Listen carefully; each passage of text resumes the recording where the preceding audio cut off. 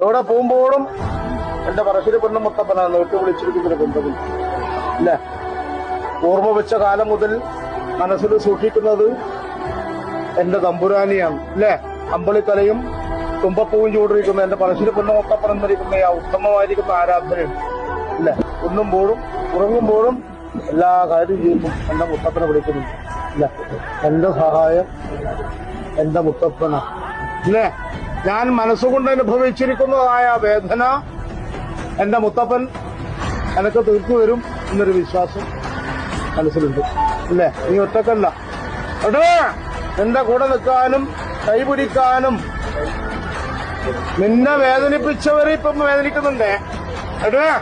നിന്നെ വേദനിപ്പിച്ചവര് ഇപ്പൊ കരയും എടേ. അതുകൊണ്ട് നല്ലൊരു ഭാവി ജീവിതം മുത്തപ്പൻ ഉണ്ടാക്കി തരും കേട്ടുവാ.